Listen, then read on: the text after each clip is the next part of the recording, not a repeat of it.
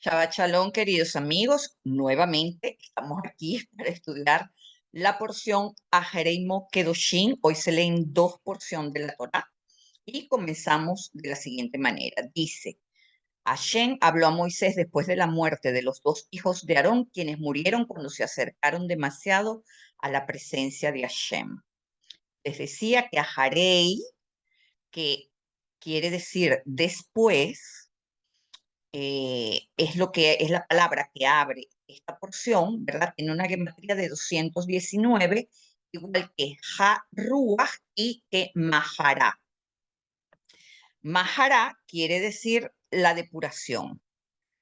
Y Arruach, como ya saben, espíritu, viento, ¿verdad? Entonces, es como que si los sabios escogen esta palabra para esconder todo un contenido o todo un significado. Cuando se une a Harei, Mahará y Harrúa, encontramos un título que quiere decir después de la depuración regresa el espíritu. Y estas tres palabras resumen básicamente lo que nos quiere decir esta parashá. Entonces vamos a desglosarla, vamos a ver qué nos está revelando la Torá en esta oportunidad. En este inicio de porción se ha generado comentarios bastantes porque Dios da una explicación sobre la muerte de los hijos de Aarón que llega un poco tarde. Al parecer, Dios no previno a los sumos sacerdotes sobre no acercarse sin antes ser llamados. Entonces, Rashi nos explica por qué, o sea, por qué en esta porción se vuelve a repetir esta frase después de la muerte de los hijos de Aarón. Porque esto es como hundir el dedo en la llaga. Entonces, Rashi nos dice que el rabino Eleazar ben Azaria lo ilustró con una parábola que dice, el médico le dijo al paciente, no comas cosas frías ni duermas en un lugar húmedo. Luego viene otro médico y le dijo, no comas cosas frías ni duermas en un lugar húmedo para que no mueras como murió el vecino, por ejemplo. Y ciertamente, lo último fue lo que puso en guardia al paciente, más que lo primero. Por eso, dice Rashi que la escritura recalca después de la muerte de los hijos de Aarón, es decir, no se les olvide que un fuego extraño los mata. No se me acerquen con un fuego extraño, porque eso es contraproducente, ¿verdad? Eso es la lección que vamos a decir, con la cual empieza esta porción. Y como les decía, es como que si le están hundiendo el dedo a la llaga a Aarón, porque ¿cuál es la necesidad de recordarle que sus hijos se murieron por un error que cometieron? ¿Verdad? Entonces, la Cábala nos enseña que Aarón pudo reprocharle a Dios esta falta de claridad anterior por la cual sus hijos murieron. O sea, si no me estás advirtiendo que no se puede hacer, ¿por qué te los llevas? Primero adviérteme o dale un escarmiento y después eh, te los llevas. Eso es lo que hubiese hecho cualquier ser humano normal, ¿verdad? Pero él no lo hizo, él no reprochó nada, él guardó silencio. Él decidió aprender de este suceso que simboliza, porque él entendió inmediatamente que cuando una pasión espiritual está excedida de los límites, se quema en su propio exceso. Esto es lo que nos quiere enseñar la Cábala con eso. Entonces, Aarón soportó el dolor del error de sus hijos y les decía también que los excesos del fuego son fuego extraño y lo peor que podemos hacer con él es compadecernos de sus consecuencias o tenerle lástima.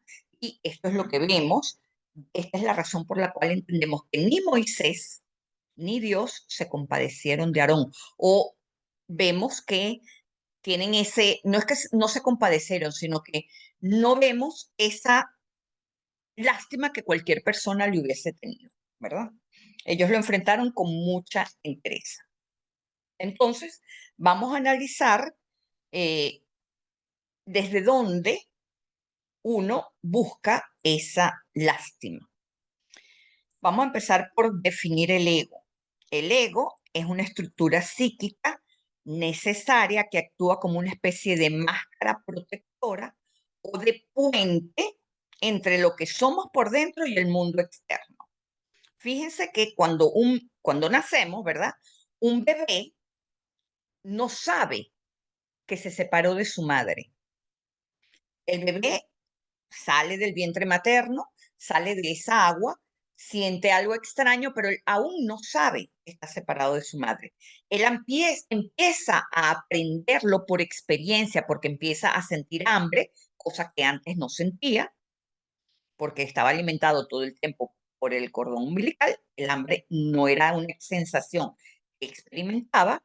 Entonces empezó a sentir hambre, empezó a sentir frío, empezó a sentir caricias, empezó a sentir límites, empezó a sentir frustración, ¿verdad? Entonces el niño empieza a reconocer que es un ser separado y allí se comienza a formar el yo, la individualidad, ¿verdad? Entonces, este yo se construye a partir de cómo nos miran los padres, cómo nos nombran. Mi sobrina está embarazada y estoy cansada de decirle, no nombren todavía a ese bebé. ¿Qué nos permite sentir y qué no? Nuestros padres, nuestro entorno, nuestra familia. ¿Qué parte de nosotros son aceptadas o rechazadas? ¿Qué correcciones y qué patrones heredados tenemos? Todo eso es el paquete hermoso que tenemos que constituye a nuestro ego. Por eso el ego es una parte supremamente importante de nuestra vida. Entonces, el niño, ¿qué es lo que hace? Él empieza a moldear su comportamiento para garantizar atención, para garantizar seguridad, para garantizar amor, para garantizar sustento. Él empieza a aprender cómo manejar los elementos que entornan su vida para poder sobrevivir, para poder hacerse un lugar en el mundo. Y fíjense, ¿qué pasa? Que cuando un niño llora y lo regañan, muchas veces puede reaccionar con un ego sumiso, que quiere decir que mejor me callo. Entonces empieza, ya ahí tiene un aprendizaje de que, bueno, mejor que soy sumiso y así sobrevivo mejor, porque si no me regañan, ¿verdad? Un niño que saca buenas notas y que es felicitado, entonces empieza a generar un ego complaciente, un ego que busca complacer a los otros y que va a ser el ego bueno. O sea, voy a ser el niño bueno de la familia para que me tomen en cuenta, para que me quieran, para que me abracen. ¿Ok? Luego, si hay un niño rebelde y el niño es castigado o es maltratado por esa rebeldía, entonces empieza a mostrar un ego reprimido, tiene que reprimirse. Entonces empieza a guardar un resentimiento y un rencor que en algún momento va a explotar. ¿Entienden? Todo lo que vamos aprendiendo desde pequeño va conformando la estructura del ego que tenemos. Por eso es muy importante que veamos o que recordemos cómo hemos sido criados, cuáles son las escenas que tenemos en nuestro cerebro, porque esas escenas van constituyendo todo lo que es esa personalidad egoica que nosotros tenemos y que luego tenemos que desmantelar, ¿verdad? Porque cada una de las decisiones inconscientes que tomamos son como ladrillos que van estructurando el ego. Pero ¿por qué se forma el ego? Porque es necesario sobrevivir y adaptarse. Por eso el ego se forma. Entonces, el ego, como él busca o complacer o reprimirse o someterse, ¿verdad? Él nos protege de sentirnos abandonados, humillados, expuestos, nos da un sentido de identidad, yo soy esto y no soy aquello, por ejemplo, y el ego también es una herramienta para que el alma navegue dentro del mundo material. ¿Ok? Entonces, desde una mirada espiritual, el ego es la vasija inicial que se forma a partir del deseo de recibir, mis amigos. Y ahí es donde viene la educación espiritual, porque cuando nosotros aprendemos desde pequeño a recibir para compartir, entonces nosotros estamos teniendo una educación que nos va a facilitar la vida. Pero cuando somos criados como niños malcriados, como deseo para recibir a mí mismo, ¿verdad? Y no compartir o, bueno, tantos errores que cometemos como padres, entonces nosotros estamos buscando un aprendizaje doloroso para nuestros hijos. Entonces, esto no es casualidad, mis amigos, esto es parte del plan divino para que podamos, desde la separación, porque es inevitable la separación, cuando una persona se separa de su hijo, es inevitable, cortaste el cordón umbilical, el bebé tiene que nacer, tiene que hacer su vida propia. Entonces, desde la separación, tenemos que anhelar y buscar la reunificación con la luz. Y es por eso que necesitamos el ego para poder diferenciar la unidad de la separación. Entonces, el ego se vuelve un problema. El ego no fue creado como un problema, fue creado como una necesidad, pero se vuelve un problema cuando se confunde con lo que realmente somos. Es decir, nosotros creemos que somos el ego y no nos damos cuenta que hay una diferencia entre nuestra esencia y nuestro ego. Es cuando tú le dices a alguien, pero abandona tu ego, o sea, eres puro ego en este momento. Yo no soy puro ego, yo estoy diciendo la verdad. Porque la persona cree que está en la justicia, pero realmente no puede reconocer la diferencia en cuando crees que está con la justicia a cuando crees que está con el ego. Luego, el ego se vuelve un problema cuando se resiste al cambio, cuando se resiste al crecimiento y cuando se resiste al amor verdadero. El amor verdadero es el amor que unifica, no la pasión de la pareja. Es el amor que unifica. También el ego se vuelve un problema cuando cree que todo lo que lo amenaza es peligroso, incluso si es sanador. ¿Qué quiere decir esto? Que cuando una persona está viviendo una situación y otro trata de abrirle los ojos,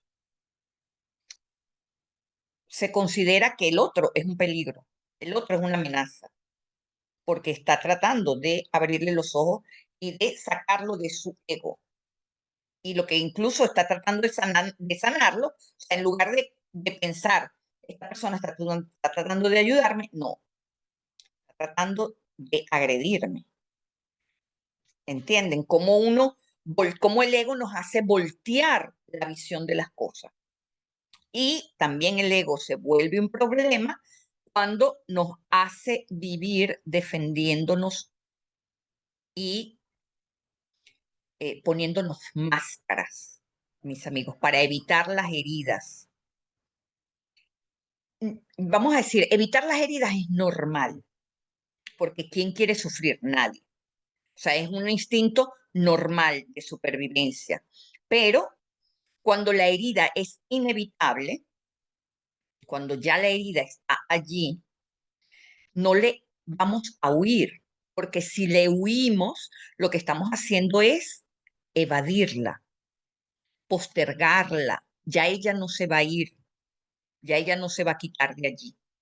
Entonces, la sentimos, la adoptamos, le agradecemos, porque solamente agradeciéndole vamos a poder pasar el límite que la herida nos ha dejado para ver lo que hay detrás.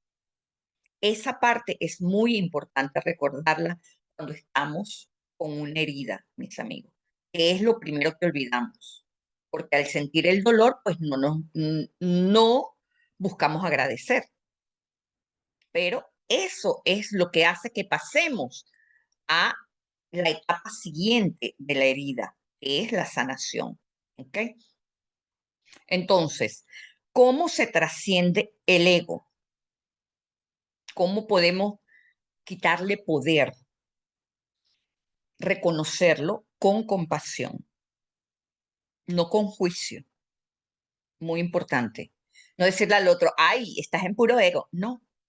Oye, mira, date cuenta que estás sufriendo innecesariamente. Eso es con compasión y no con crítica, no con juicio. ¿Ok? Pero más en nosotros mismos que en los otros. Si bien tenemos que ayudar al otro, sepan que cuando ven el ego en los otros, están viéndoselo en ustedes mismos. Otra parte importante para trascender el ego es escucharlo, pero no obedecer lo que nos dice. Esto es muy importante porque así como en los dibujos animados vemos dos vocecitas que tenemos en nuestra cabeza, eso es exactamente lo que sucede. Tenemos dos voces y la que suena más fuerte es la del ego. Entonces, escúchenlo, pero no siempre obedezcanlo. El ego sirve, acuérdense, para protegernos, pero no todo lo que busca protegernos necesita protección. ¿Ok? Luego, el ego lo podemos trascender cuando es un canal, cuando se convierte en un canal para que nuestra alma entre en este mundo. ¿De qué manera? Justamente agradeciendo, nosotros pasamos de nuestro reactivo a nuestra alma, a nuestra parte de grandeza interior. Y luego el ego se trasciende cuando nosotros con conciencia contenemos su reacción inmediata de ira, de su reactividad animal. Cuando nosotros podemos contener la reactividad animal sin tener que aguantar, que son dos cosas diferentes, cuando nosotros contenemos nuestra reactividad animal y decimos, bueno, aquí estoy molesta, pero ¿por qué? ¿Qué es lo que me tiene molesta? Y encontramos la verdadera razón de la molestia, porque fíjense, cuando nosotros tenemos una molestia reactiva, nunca lo que sale primero es lo real. Siempre hay algo detrás escondido. Si tenemos esto como una teoría, como una ley bien práctica, siempre vamos a preguntarnos. Es como una herramienta que vamos a tener para decirnos, bueno, ¿qué es lo que me tiene molesta de verdad? Cuando se empiecen a preguntar eso, van a ver que lo que les molestó no es realmente lo que vieron enfrente, lo que hizo que el ego se reactivara. Entonces, de esa manera, uno va a poder trascender el ego. Entonces, para resumir, el ego se forma como una estructura protectora que nos consuela frente a la separación, el dolor y la búsqueda de identidad, de forma desde la infancia para adaptarse, pero no es nuestro yo esencial. Y llega el punto en el que necesitamos trascenderlo para que la luz se despliegue en nuestra vida. El ego es nuestro principal oponente o el oponente de la luz. ¿Ok? Entonces, ¿por qué el ego es elemento fuego? Como les dije, ¿qué nos dice esta porción? El ego es un fuego extraño. vamos a analizar esto, porque si todos los tenemos, quiere decir que todos tenemos ese fuego extraño, ¿verdad? El fuego representa el deseo de recibir en su forma más intensa. Es voraz, es dominante, quiere más, no se sacia, sube, es subjetivo. El ego es impaciente. El ego se retroalimenta a sí mismo, es decir, mientras más se habla, más grande se hace. No es compasivo, puede destruir. Todo esto es energía de fuego. Vean cómo el ego tiene todas estas características. ¿Cómo lo combatimos? Con agua, siendo adaptables, receptivos, emocionales, ¿verdad? ¿Cómo eh,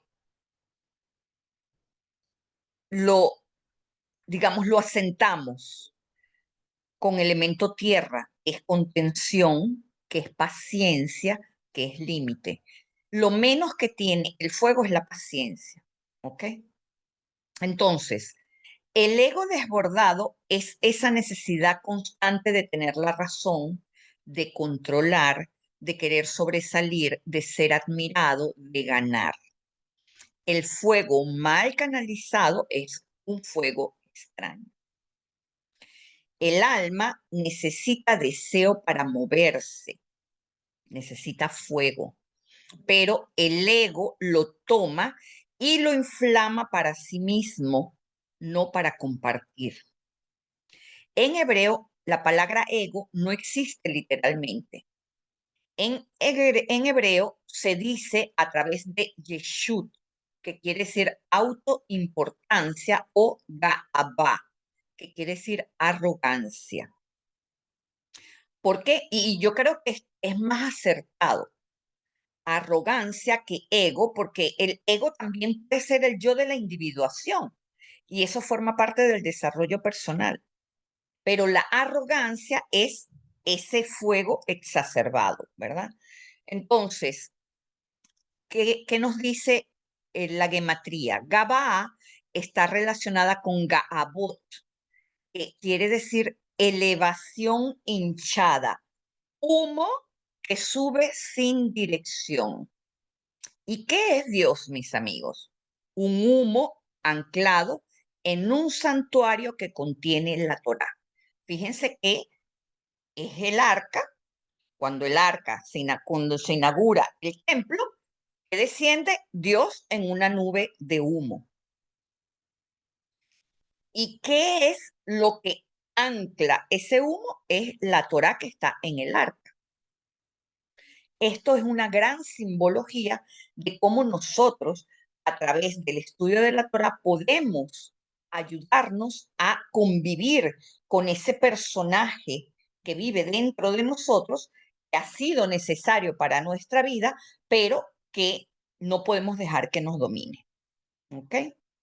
Entonces, en exceso, el fuego consume al alma y consume al cuerpo, produce enfermedades inflamatorias, presión arterial elevada, colapsos nerviosos, problemas cardíacos y crisis de identidad. La persona entonces, cuando tiene un fuego extraño, deja de ser un canal y se convierte en un recipiente cerrado, encendido desde adentro sin salida de luz. Ahora, cuando leemos esto de los hijos de Aarón, ¿verdad? Básicamente todos sentimos lástima por Aarón y se nos dificulta comprender su reacción. La Torá quiere enseñarnos que la lástima es lo peor que podemos sentir por una persona que se ha enfermado o que está sufriendo por causa de esa distorsión que hay entre el alma y el cuerpo. El asunto es que la lástima refuerza a la víctima y la víctima emerge en alguien para evitar su rectificación. Es decir, el ego usa a la víctima para manipular al entorno y para no asumir las consecuencias de sus actos. Fíjense, por eso lo peor que podemos hacer es ponernos en posición de víctima. La lástima no es la compasión. La lástima es una forma de invalidación espiritual, mis amigos. A menudo confundida con la compasión, la lástima es una respuesta emocional que aparenta ser bondadosa, pero que en su raíz esconde una visión distorsionada del otro. No nace de un corazón abierto, sino del ego que se siente superior. Cuando le tenemos lástima a otro, lo estamos haciendo desde nuestro ego, porque nos sentimos superior a el otro que fue castigado por el universo. Y nos duele, pobrecito. A diferencia de la compasión, que ve luz en medio de la oscuridad, la lástima refuerza la oscuridad al negar la posibilidad de transformación. ¿Qué quiere decir esto, mis amigos? Que la lástima implica que creemos que el otro no tiene la capacidad de salir adelante. Y la lástima activa un síndrome que se llama el síndrome de la ambulancia. Cuando sentimos lástima por alguien, proyectamos sobre esa persona una imagen de fragilidad permanente. Entonces necesitamos esa ambulancia que venga a auxiliar a esa persona. Asumimos que su dolor es tan grande que no podrá superarlo por sí mismo. Y con ello, inconscientemente, lo aprisionamos en el rol de impotente. Es una forma sutil de condenarlo, de condenar su destino, básicamente, porque no creemos en su capacidad y estamos como negándole la intervención del alma, su resiliencia, su conexión con lo divino. Entonces, esa creencia que nosotros le estamos proyectando al otro hace que el otro en su ego se regocije y que encuentre esa, eh, esa víctima atractiva, por decirlo de alguna manera. Sin yo saber esto, yo recuerdo que mi madre estuvo enferma de cáncer y una amiga muy querida también. Y yo, sin saber de esto, por ninguna de las dos, yo sentí lástima. O sea, yo me dije, lo mejor que yo puedo hacer es tener presencia, pero si me compadezco, diciéndole pobrecita o viéndolas con lástima, les estoy haciendo un daño. Y así fue. Mi mamá jamás se dejó de sentir, se sintió lástima por sí misma. Mi mamá nunca se vio como una víctima.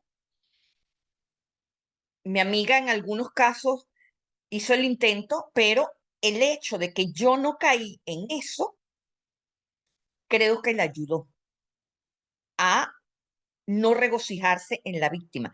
La víctima no le permite a la gente curarse, mis amigos, porque el ego se regocija en ella. Entonces, al regocijarse en ella, evita ver las consecuencias que la produjo, esa enfermedad la produjo su misma inconsciencia, ¿verdad? Y que eh, no va a tener beneficio de amor a través de esa enfermedad. Porque la víctima lo que hace es eso. Bueno, es un beneficio que estoy obteniendo para que el otro me dé atención. Entonces me mantengo. ¿Para qué me voy a sanar? Me mantengo y con eso consigo el amor que estoy buscando o la atención que estoy buscando. ¿Ok? Entonces, otra cosa muy importante es que cuando miramos a otra persona, fíjense que la mirada que nosotros proyectamos en el otro es profundamente importante, porque cuando nosotros miramos a esa persona eh, con su poder con su poder transformador, nosotros podemos abrirle la puerta al milagro.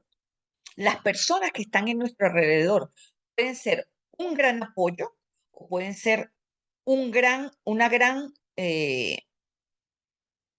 forma de destrucción. Entonces nosotros nosotros debemos ser personas que cuando vamos a acompañar a alguien, fíjense, cuando en el judaísmo una persona muere, está prohibido, literalmente por la ley del judaísmo, decirle al otro, lo siento, los primeros 3 días. La persona va a llegar, tú ya puedes llegar a todos tus queridos, todas las personas queridas, pero nadie te va a decir lo siento. Todos van a hacer acto de presencia, te van a rodear cuando se hace la Shiva, que es se hace durante 7 días, se va a hacer un oficio. Entonces, la persona que está de luto, ¿verdad? Empieza a estar rodeado por la presencia de las personas que lo están acompañando, pero nadie le dice lo siento, nadie le proyecta lástima, nadie llora y nadie habla. Todo el mundo guarda silencio para que la persona haga su duelo con la verdad de su dolor y no el dolor que los otros le están imponiendo. ¿Qué pasa cuando un niño le dices, ay, pobrecito, mi amor? El niño llora más. Y eso nos pasa a nosotros también de adultos. No lloramos, pero llora nuestro niño interno cuando alguien nos compadece a través de la víctima. Entonces, ¿por qué se convierte en una ley? Porque la Torah busca enseñarnos cómo comportarnos en de ciertas maneras, de modo de ayudar al alma a trascender mucho más rápido los momentos difíciles. Entonces, ese tipo de actitud, el silencio, lo que va a hacer es empoderar al otro. ¿Ok? Cuando alguien se enferma por un fuego extraño, es decir, ira, orgullo, competencia, control, y respondemos con lástima, estamos reforzando su reconexión.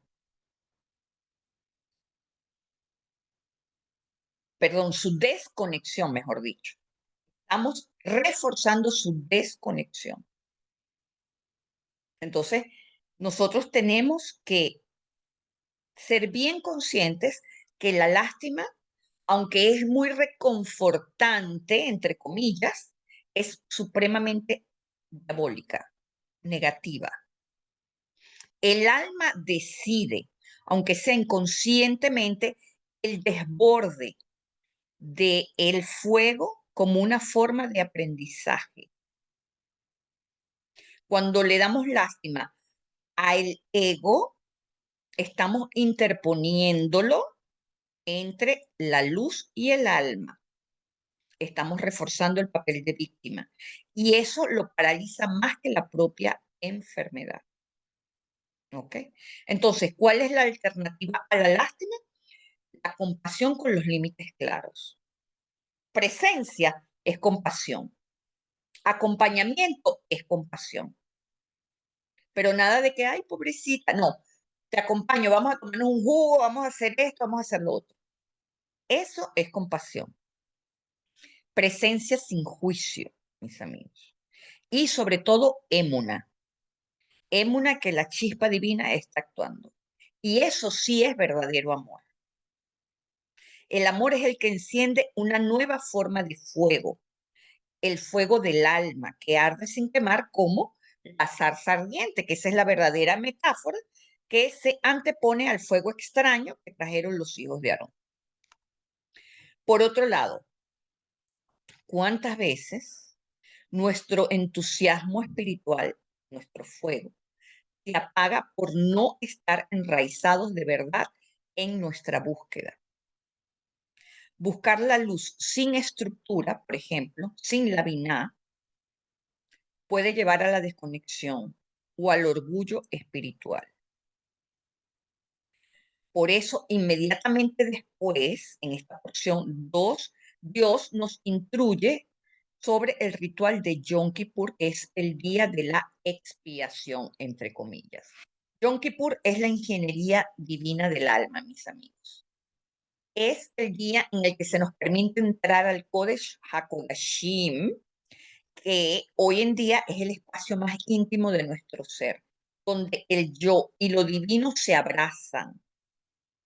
Solo el sumo sacerdote puede entrar allí una vez al año, como símbolo de que el acceso a lo más elevado es exclusivo porque requiere humildad, preparación y conciencia. Por eso Shavuot es un pequeño Yom Kippur. Y estamos preparando durante estos 49 días en la cuenta del Homer. Pero a pesar de que estamos lejos de la humildad, de la conciencia, de la preparación para estar dentro del Kodesh HaKodashim, aún así Dios nos regala un día de acceso a esta energía solo para dejarnos saborearla. Yo no sé si ustedes han estado en un oficio de Yom Kippur, pero es inexplicable la sensación, el placer que se siente en Yom Kippur. Es un día en donde te separas de todos los aspectos placer mundano, pero estás en una conexión tan espectacular que te sientes wow. De verdad que es una felicidad impresionante. Por eso Yom Kippur parece un día difícil. Es ayuno total, sin placer físico, sin trabajo, sin comida, sin relaciones íntimas.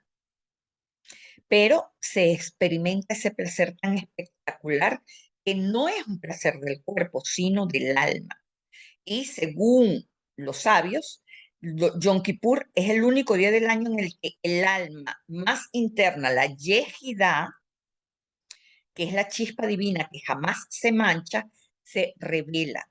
Es decir, lo que nosotros contactamos en Yom Kippur es una chispita de la yejidá de nuestra alma. Y esa parte del alma siempre está unida con la divinidad. Pero en Kippur se hace consciente. Entonces, esa unión trae esa sensación de amor tan puro, de retorno tan absoluto, que al final no necesitas comida ni necesitas ningún otro placer físico. Por eso los sabios dicen que Kippur es el ayuno, que el ayuno es el alimento del alma. El Zohar explica que lo que normalmente nos nutre físicamente en este día se invierte y al no comer nos llenamos de luz espiritual. Entonces, este placer invertido está codificado en la palabra inui, aflicción, que comparte raíz con la palabra oner, que quiere decir placer. Es decir, el mismo canal que puede usarse para el sufrimiento, supuestamente para pasar hambre, cuando se purifica, es la vasija para un placer más elevado.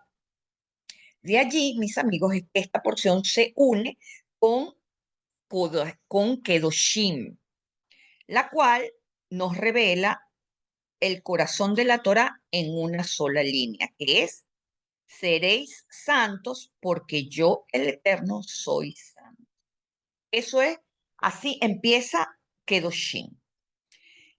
Y es importante entender que Kedoshim no es la santidad que conocemos en Occidente.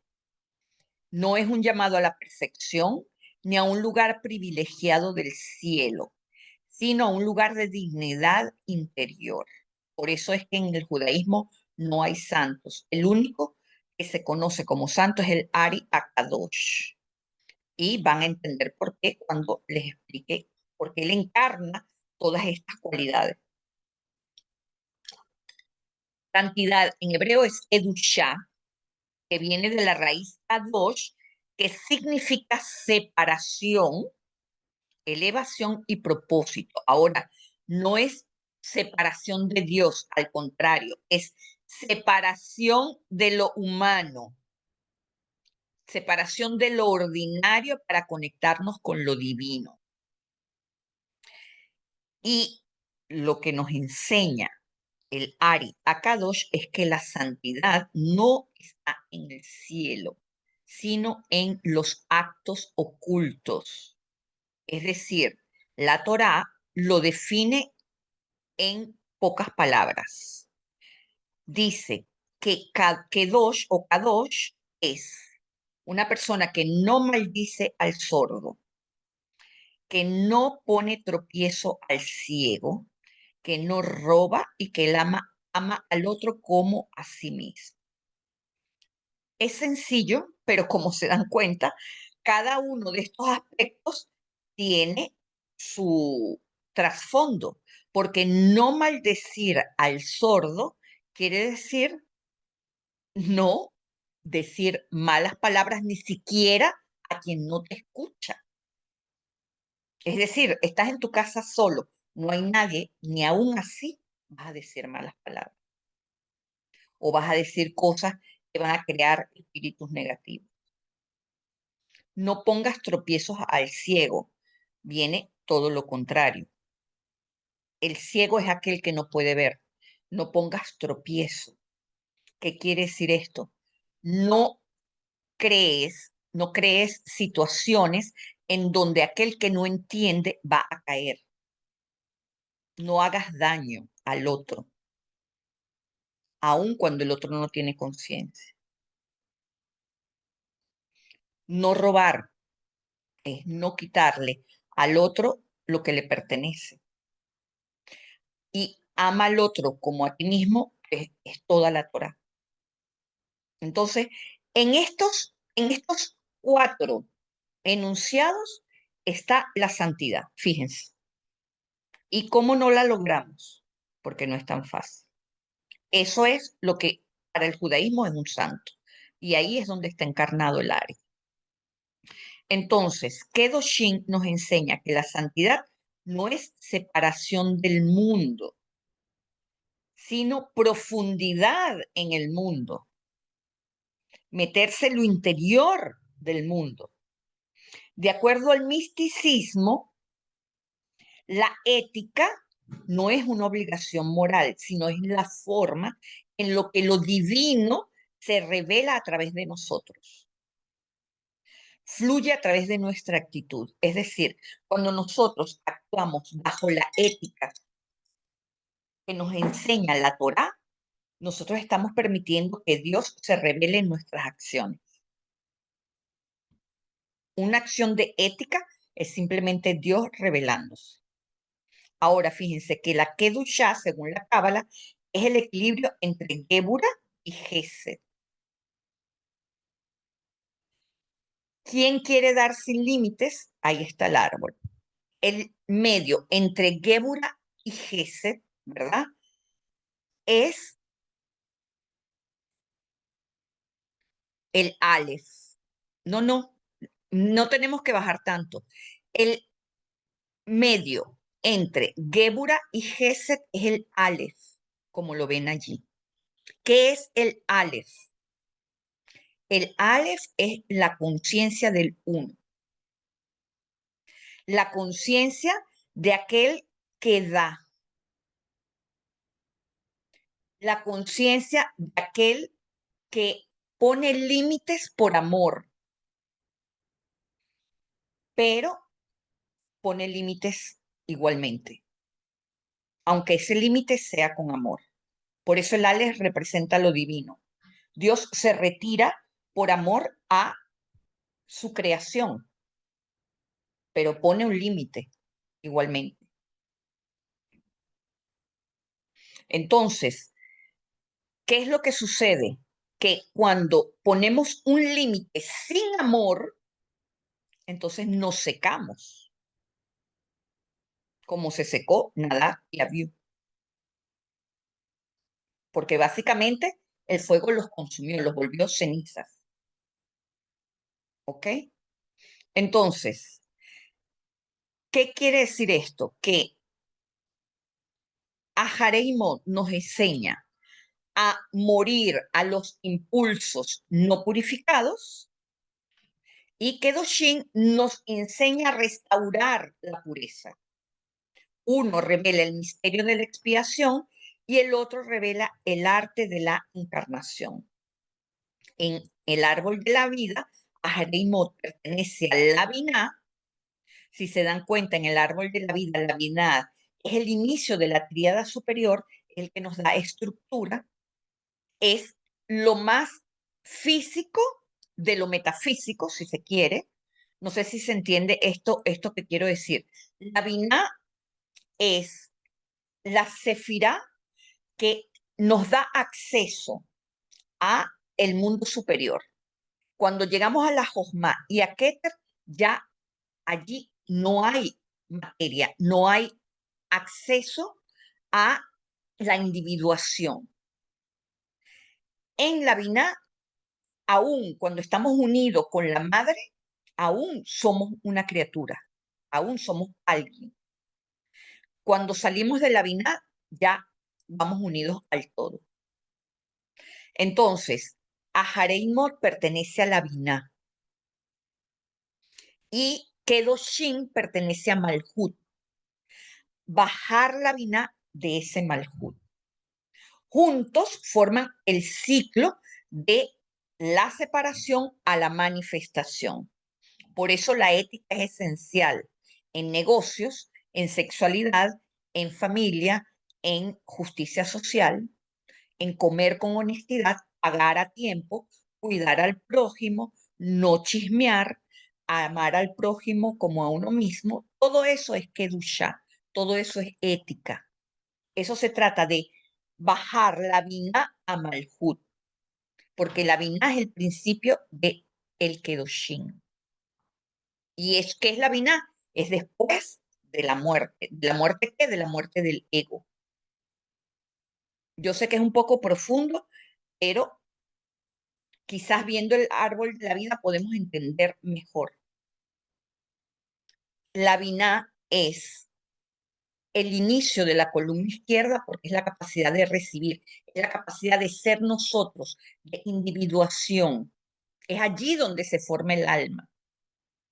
Y Malhut es la manifestación de eso que somos. Entonces, ¿qué hay entre Malhut y la Binah? Hay todas esas sefirot emocionales que van a estructurar a nuestra personalidad, a nuestro ego. Y de acuerdo a cómo nosotros lo manejemos, nosotros vamos a tener más o menos conexión con esa Binah.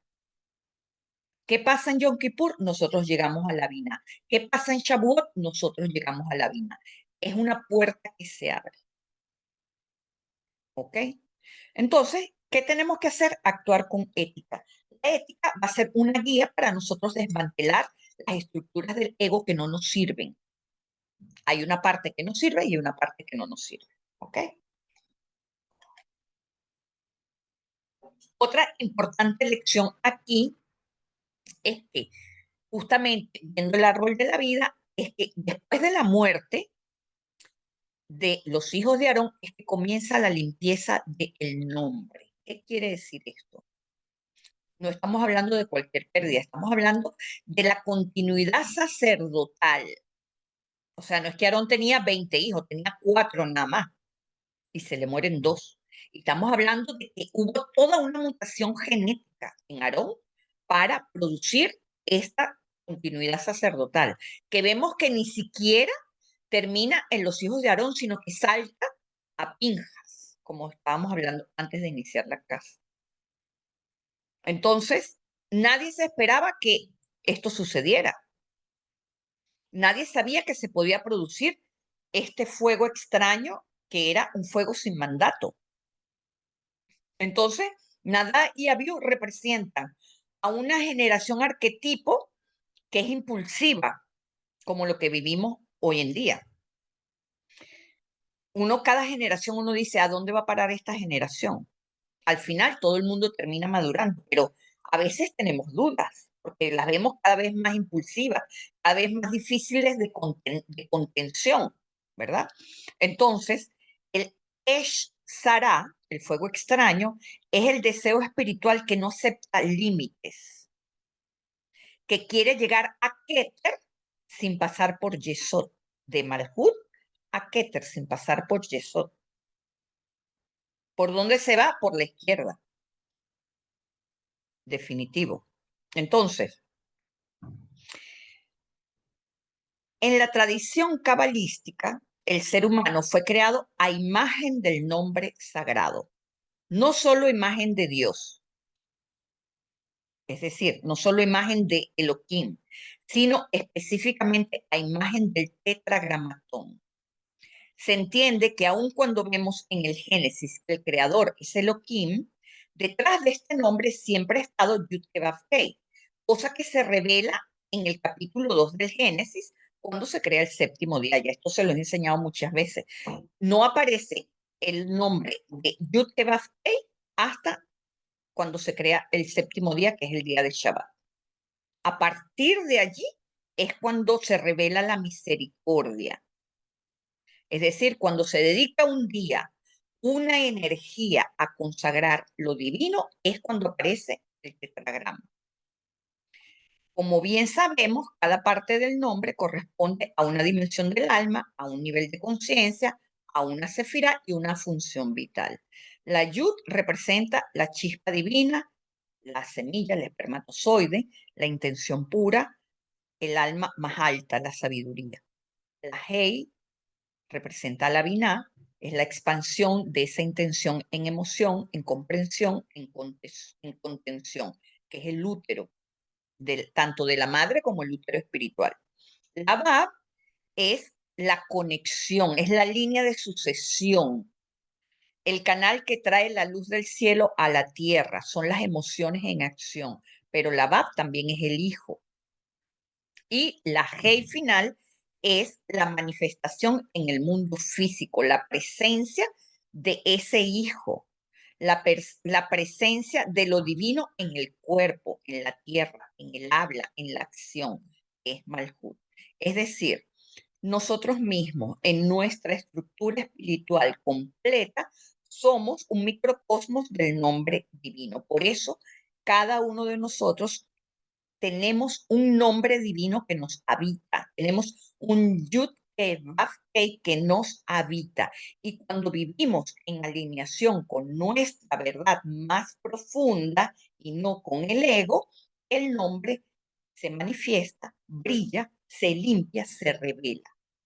Por eso es interesante esta desmantelación del ego que tanto resistimos, porque es lo que va a permitir que nuestro ADN cósmico, este Yud-Keh-Vav-Kei, se revele y comience a proyectarse. Al purificar el nombre, ¿qué es lo que significa? Es quitar las distorsiones que hemos acumulado en las letras vivientes que nos componen. Es como limpiar el espejo que tenemos en nuestra alma, un espejo que ha sido manchado por el ego. Entonces, cuando actuamos inconscientemente, nuestra yud se apaga. Es cuando tenemos estas reacciones del ego. Cuando guardamos resentimientos o nos cerramos al entendimiento de las situaciones que nos pasan, que es cuando guardamos resentimiento, entonces la hei se bloquea.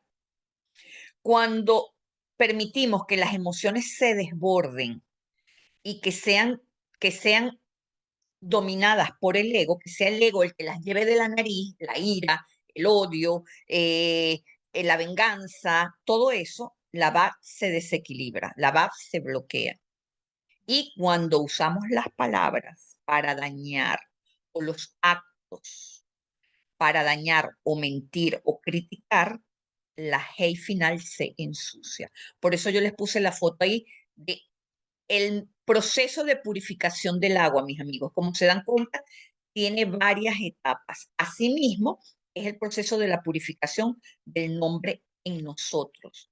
Entonces, para purificar el nombre de nosotros, tenemos que elevar nuestro pensamiento, sanar nuestras emociones, refinar nuestras palabras y santificar nuestros actos. Nada más y nada menos. Y es por eso que aquí también se habla del incienso, para que vean que todo tiene una concatenación.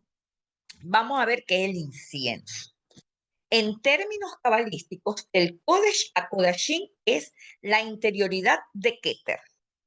el punto en el alma que nunca ha sido manchado, la chispa que no es contaminada. Pero ese acceso se da después de morir, según esta porción, ¿verdad? Pero no nos está hablando de muerte física, sino de una muerte interior. Es decir, dejar de identificarnos con las máscaras del ego, mis amigos. Esto indica que el sacerdote debe ofrecer incienso en silencio. No puede hablar, no puede imponer su voluntad, no puede mirar a la presencia divina, porque el misterio no se controla, se recibe o se pierde. Igualmente, cuando uno va a recibir la bendición sacerdotal, uno no puede mirar al Cohen. Uno se pone el talit y o baja la mirada y no se ve a el Cohen, porque esto nos enseña que si no se recibe, si entra esa bendición por los ojos, ya sabemos que el ojo tiene doble intención. Entonces, tú la recibes para poderla percibir, ¿ok? Entonces, ¿por qué el incienso representa al pensamiento que se eleva sin forma? Vean cómo es el humo del incienso. No tiene ninguna forma. Y es muy importante esto. Escuchen esto. El pensamiento no tiene forma para que no se vuelva una cosa. Es decir, que el pensamiento que tiene forma se vuelve cosa. Y en los niveles superiores del espíritu no hay cosas, solo hay potencial puro, intención sin límite, flujo sin definición. En el mundo espiritual, especialmente en los planos más altos, como en Atzilut, el pensamiento no opera como lo conocemos aquí en este mundo, con imágenes, con palabras, con juicios o con estructuras. Allí todo es unidad, es energía sin separación ni definición. Cuando el pensamiento adopta una forma concreta, una imagen, un juicio, una expectativa, se vuelve parte del mundo de la formación o de la acción, donde la energía ya ha descendido, se ha cristalizado y por lo tanto pierde su capacidad de elevarse directamente, mis amigos. En Cábala se enseña que la luz infinita no puede entrar en un recipiente demasiado pequeño o rígido. Cuando el pensamiento está demasiado estructurado, fijado en una sola forma o idea, no hay espacio para una luz nueva, para el misterio o para lo ilimitado. Entonces no asciende, no se funde con lo alto. En cambio, un pensamiento sutil, flexible, contemplativo que no se aferra en una forma cerrada, puede fluir hacia arriba, fundirse con la fuente y recibir revelación. Por eso en mi libro yo les enseño cómo uno va a empezar a desear desde el nivel de Keter. Cuando uno tiene un deseo en el mundo de Malhut, uno tiene que buscar qué es lo que realmente está deseando, cuál es el Keter del deseo, porque allí es en donde empieza a desmenuzarse esa emoción, a filtrarse esa emoción que al final se puede presentar como un carro, pero que en verdad quizás no es un carro. Y por eso nunca se logra concretizar, porque no estamos traduciendo verdaderamente lo que nuestro potencial nos está indicando, lo que nuestra alma está requiriendo. Que les repito, una vez que terminemos el Homer, vamos a dar clases del libro para las personas que hayan comprado el libro. Vamos a estudiar el libro, ¿okay? Mi libro de Cábala de la Abundancia. Entonces, bueno, sigo. Los niveles superiores del alma, como la Neshama, la Hayá y la Yehidá, no se conectan con ideas fijas, mis amigos, sino con intuición, con silencio, con percepción sin palabras, porque ya la palabra tiene una forma. Si el pensamiento se presenta con forma cerrada, no puede subir porque ya no es vapor, es hielo tiene una solidez y el hielo no puede flotar hacia el cielo, solo el vapor lo hace, porque es una exigencia que el sacerdote haga el ritual de las kétores sin pronunciar palabra alguna. El silencio del sacerdote representa el retorno al aliento primigenio, anterior al lenguaje. En la tradición mística y cabalística, el lenguaje no es el punto de partida, sino una emanación. Antes de que existiera la palabra, existía el aliento. Y así es, mis amigos. Si yo voy a decir A, antes de yo poder pronunciar la A, está mi aliento, está el aire que sale. Es un soplo sin forma. Solo toma forma cuando yo digo la A. El aliento es el potencial sin límite, sin contorno. Y el sonido es lo manifestado. Si no hay sonido, no hay aún manifestación. Cuando el sacerdote guarda silencio, está cargado de conexión con lo no nombrado. Antes de que uno pronuncie una palabra, uno está cargado de una conexión espiritual profunda. Y de acuerdo a lo que nombres, la conexión se mantiene o no. Y fíjense que el sacerdote, en el momento en el que enciende el incienso, no representa ni al pueblo, ni siquiera a sí mismo. Representa el infinito antes de que entre a este mundo. Entonces, él vuelve al instante primigenio antes de la creación. En hebreo, ruach, viento, aliento o espíritu. Antes del verbo está el aliento que impulsa al verbo. Y ese aliento es la energía sutil que da vida a la palabra. Pero esta, hasta que no se pronuncia, no está sujeta a sus límites. La palabra es lo que limita y por eso es tan importante. El sacerdote en silencio regresa a el campo de todas las posibilidades antes de que se concrete alguna de ellas. Y cada uno de nosotros tiene a su sacerdote interno. Es decir, nosotros antes de pronunciar las palabras, somos sacerdotes. Y de acuerdo a lo que pronunciemos, asumimos el rol de Cohen o de un Rasha. Un Cohen es un canal para que lo divino fluya a través de él. Y el Cohen debe despojarse de la necesidad de controlar, de explicar todo, porque esa es una necesidad del ego. Solo cuando el ego se retira, el ego, el ruido mental, entonces puede surgir el sonido no articulado del alma y con él el poder de bendecir verdaderamente. Una bendición es lo que se transmite desde el campo del verdadero ser, mis amigos. No desde el ego, no desde la posición, ni siquiera desde la herencia Cohen. La verdadera bendición se transmite desde la nutrición de nuestro ser. ¿Ok? Bueno, hasta aquí la clase. Vamos a ver si hay preguntas. ¿Quedó claro